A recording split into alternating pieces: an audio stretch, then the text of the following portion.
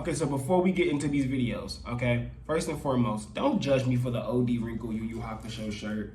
Listen, man, I wasn't buying a new iron board, and the movers will be here with my stuff in 2 days.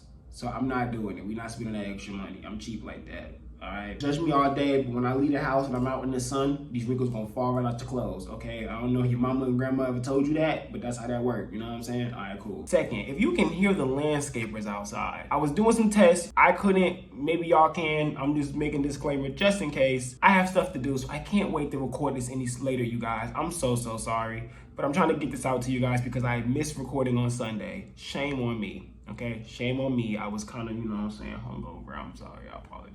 But here I am. I'm here to bring you guys the content. We are back talking about Jujutsu Kaisen chapter 160. Milestone chapter, in my opinion. 160 chapters. That's crazy. You know what I'm saying? We really getting farther. And the Culling games, even though they already begun, are really starting to begin because you're about to see our cast get in the mix of it. But then we got a lot of interesting stuff from Kenjaku. But before we get into all of that, you know I gotta say it. Intro.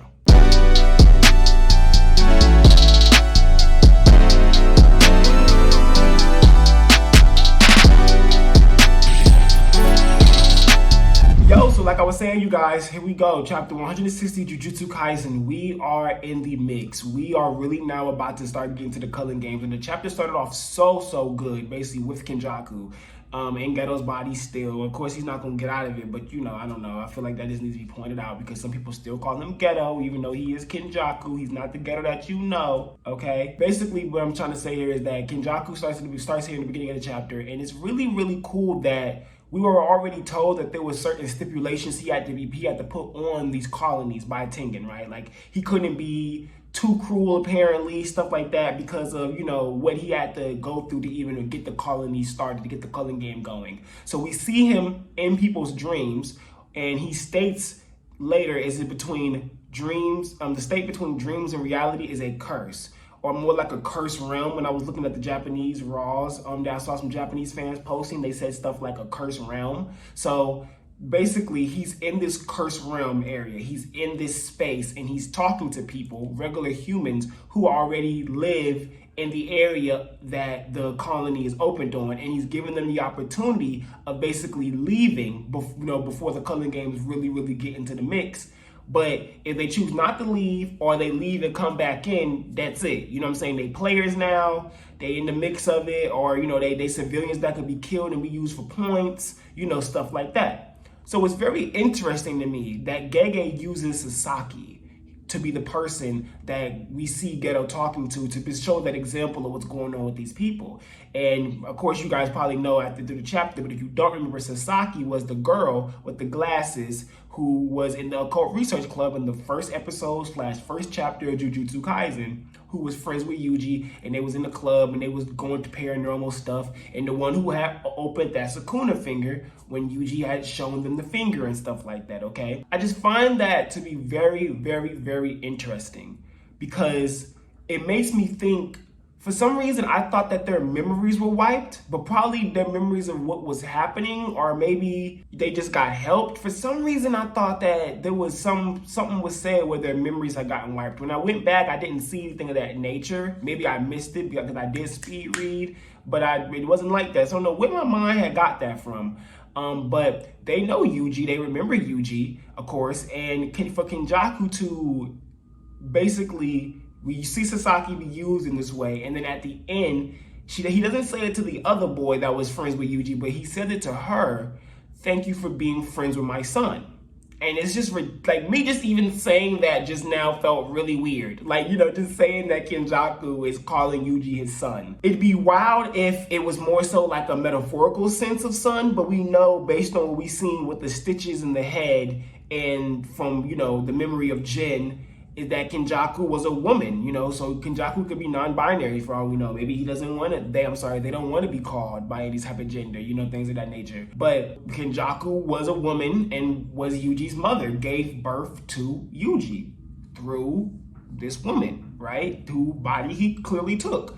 And it is very interesting because then it makes you wonder, who was the woman whose body was taken? Was she chosen for a reason, or was she just someone he just picked and chose Yuji's father Jin for a reason. And then the stitches differences. If you look at what Kenjaku's stitches are looking like now, and what her stitches look like, and what his stitches look like in the past, it seems that the longer he's like claiming this person, the longer that's a thing, the stitches become like, they start looking a little different. They start meshing more with the skin, I would say, which means the body's probably becoming more and more his. You know what I'm saying? Which is probably why we had Geto be able to do some movements and grab his own throat and stuff of that nature. We might not get any more of that. I'm sorry if you guys hear all of that. I apologize. We're probably not going to get any more of that, you know what I'm saying, throughout the rest of Jujutsu Kaisen. We're probably going to just get Kenjaku being Kenjaku. We probably won't see any more Geto, especially because Gege said in the fan book, comparing him to a headless dragonfly. Like, you know what I'm saying? That's what Geto is right now. Geto's spirit is like a headless dragonfly. He's pretty much dead. It's pretty much what Gege was trying to lead off to. So that was just insane. Getting that type of confirmation, just saying out loud, Kenjaku sees Yuji as his son, that's just like a whole different thing, and it really makes you wonder how long he was watching for him to say to Sasaki, "Thank you for being friends with my son." And I made a tweet about this, and a few other things I already mentioned I made tweets about, but I made a really good tweet about this where it made me think like, wait a minute, wasn't she the one that kind of told Yuji, like in a mini little flashback, come join the club? And then when I went back and looked, it's just that one past panel of her convincing Yuji to join the Occult Club, and that all he would have to do was just be around and stuff like that. And I just find it so crazy because it's like, okay, Kenjaku was watching all of this unfold. He was watching Yuji's life, making sure it went a certain type of way, and he probably couldn't be like super direct in anything of Yuji's life because of Grandpa Itadori.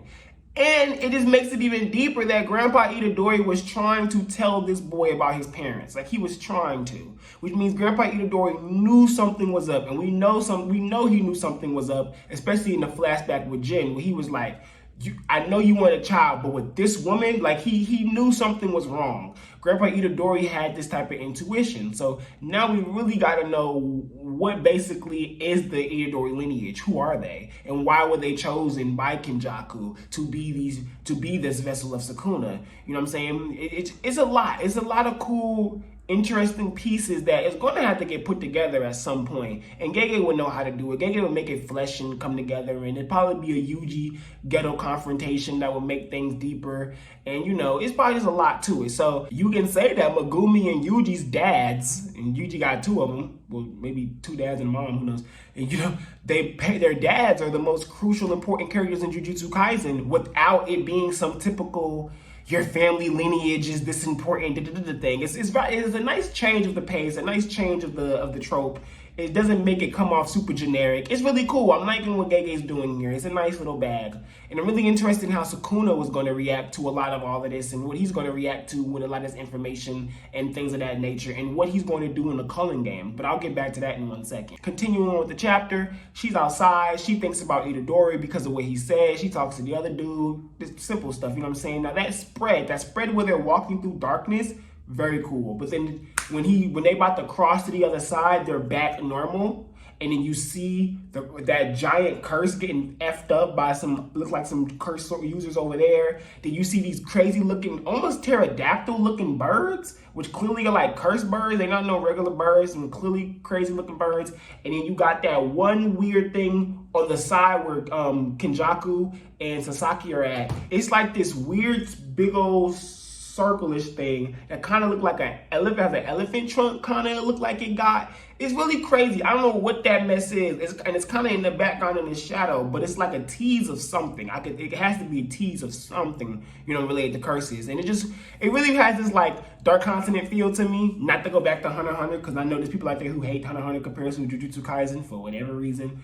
But it kind of made me think of that Dark Continent panel where you see where Togashi drew all that craziness, and you're just picking out like, what's that? What is that? What is that? What is that? And that's kind of how I felt looking at it, like, what is all of this stuff behind them and what is going on, And the fact that he says, toward the beginning of the chapter, that the colony, its barrier starts in an execution site. So that lets you know that all the colonies probably have something related to death, something that has high level of energy tensions that can create cursed energy. That's like the center point of it, and it spreads out throughout the rest of the colony, which I think is a really, really cool touch that Gege has there. And then as we continue on past all of that in the chapter, we go back to seeing our cast. We got Hikari, Panda, Kirara, Megumi, and Yuji. And they're all together, and basically they're trying to find the angel in that list. And they can't find the angel in that list. Last I remember, I thought we knew the angel's name. I didn't double check this, but I think we know the angel's name as the audience, right? We know the angel's name, but the cast doesn't. I think Tengen just called her the angel, but I have to double check that because I thought that he told them her name, like her actual name, not the angel. That could be a Gege mistake, who knows, but I thought that he told them her name, and then she also goes by the angel. Or maybe he told her there's a woman, she goes by the angel, and then because I think it's where we get that black panel and it says Culling game player and then their name. I think that's what we got. We got that information, and so I'm thinking we know her name already. I thought it's something with a K, I believe, but I didn't go back and double check myself. I apologize. But we'll put it in the video. We'll throw it in there that way. If it is there, it's there. You know what I'm saying? But pretty much that's what it is.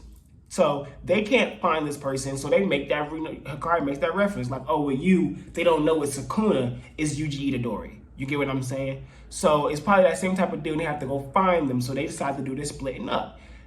Gege is really blowing my mind with the choices he's making for this type of stuff. I swore we was going to get Megumi and Yuji going to go find the angel after they found, finding who they want to go help them.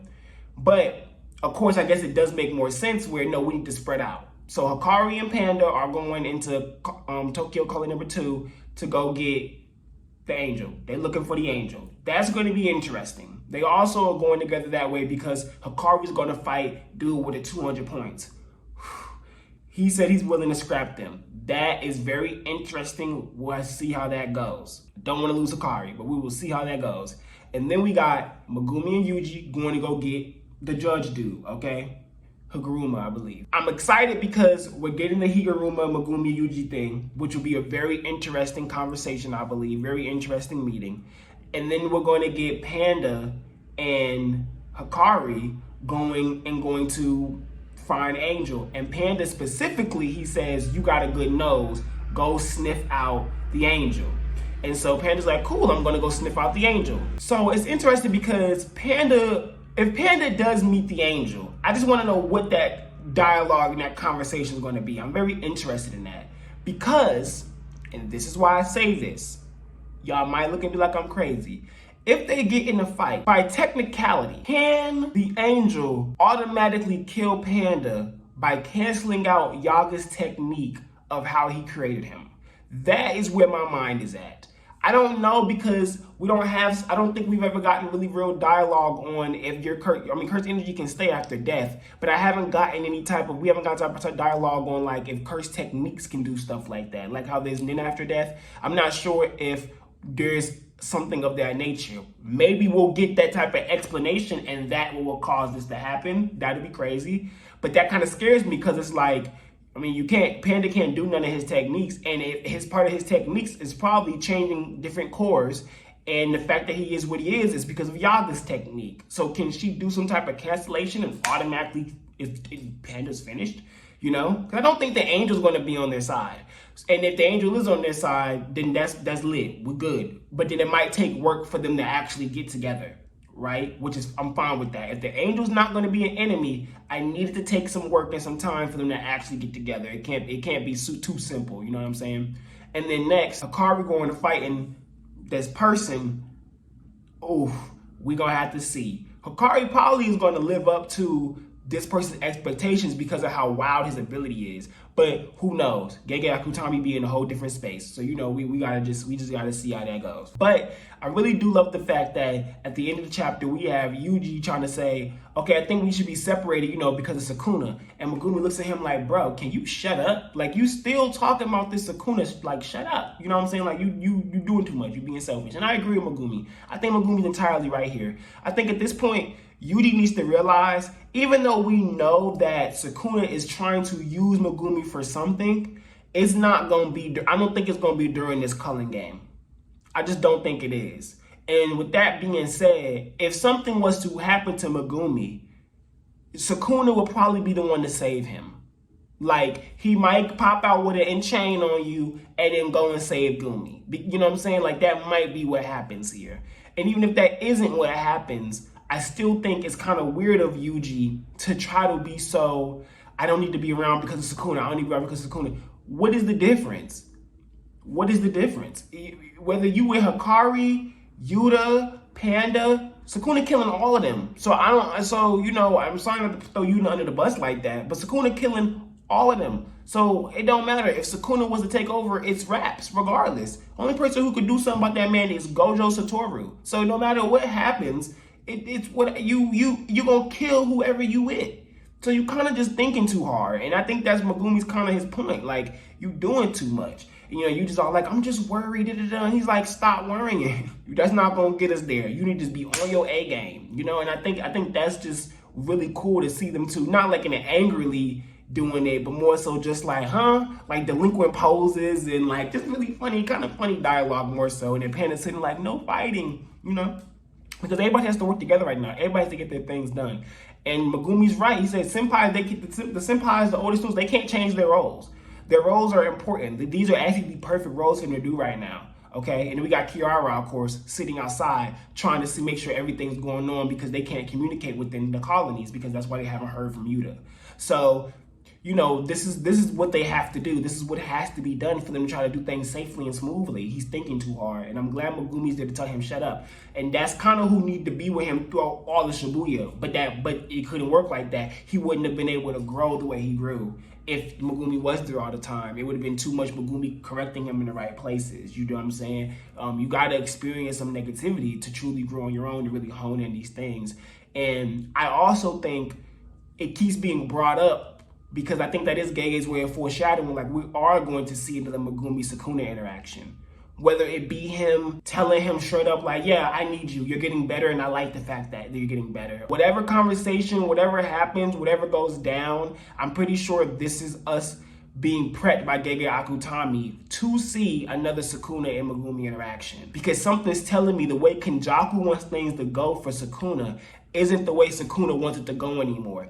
Straight up, and I think Yume was helping Kenjaku do what he's trying to do with Sukuna. And then in Shibuya incident, he made it clear, like, I got my own plans and preparations. Keep doing what you're doing, because I think Sukuna's one of the people where he's he covers all bases. But keep doing what you're doing. I got my own thing. And I think that's why he's been so silent recently. He's doing a lot of waiting and watching. And I think that is what's so dangerous about Sukuna. I know some people complain like we should have got some dialogue for him, more dialogue in Shibuya incident with Kenjaku. Why? Well, for what? I think that's and that's why Kenjaku said to him, "Are you listening?" Because Kenjaku doesn't know Sukuna like that. I think he's a fanboy. I think he's a fanboy or fangirl or whatever Kenjaku originally is. I think Kenjaku is just a fan and is trying to get Sukuna back so that this potential of cursed energy skyrockets again. That's what his goal is. I don't think he really knows Sukuna. I don't think there's a real connection of loyalty there for Yume, and that's why Yume's helping. But I don't think that's them two have that type of connection. I could be entirely wrong, but I don't think they have that. I think this is this person, Kenjaku, trying to plan something out on their own timeline, thinking it don't matter what happened, I'm smart enough to do this and get Sukuna out, and Sukuna probably vibe with me anyway when I'm done doing what I'm doing. And Sukuna's all like, I don't really know what your plan is. Clearly, Yume has a plan. That's why he was shocked seeing Yume. He's like, what? Sukuna's not in the loop of this. He's not. Megumi is the wrench in the plan. And that doesn't mean Sukuna not gonna get out a Yuji body. That don't mean he's not gonna strive to his goal. I'm meaning it's a wrench in Kenjaku's plan. It might not go how he wants it to go, and Kenjaku probably sees that. Hence why he said back in the past, there's a landmine among the students. And I just find that all really cool, and I just can't wait for chapter 161. I just know we're about to just get a lot of crazy great stuff. I mean, clearly. It's clearly going to be amazing, going to be great. And I'm ready. I'm ready for all of this. And I do hope that Gege does not show us what everybody's doing next chapter. We go to Yuta. I think we should go to Yuta. I think we need to see everything Yuta has going on, what Yuta is doing right now. I think that's very important. I think we need to see what Yuta has going on for like maybe 3 to 4 chapters, and then we come back to what everybody else got going on. And some people might be mad about that, might be stretching the arc too much, but y'all just want action. And I'm pretty sure we'll see Yuta fighting people in them 3 to 4 chapters. You know what I'm saying? So y'all be okay. That's pretty much that. If you guys like this content, if you like things I talk about in Jujutsu Kaisen, don't forget that like button, don't forget the subscribe button, don't forget that comment section below. You know, I just really love when you guys come in and you guys talk about the chapter with me and you guys express the things you see, things I didn't see, things of that nature. And I find it really, really cool just to do that with you guys. It always makes the experience so much better. And if I don't see them all the time, I do apologize. I try to get to them when I see them. It's not like there's a whole bunch of messages, but I do work a lot and all this stuff. So I do try to do my best to get to things when I see them. So please don't stop doing that, you guys. I really, really do appreciate it. You guys are awesome, okay? But Culling Games is truly about to get active. Things are really about to get into it, and I hope you guys are excited for it just as much as I am excited for it. And it is your boy, Doncho. Thank you so much for coming back to the Hideout, and if it's your first time, thank you for checking out the video.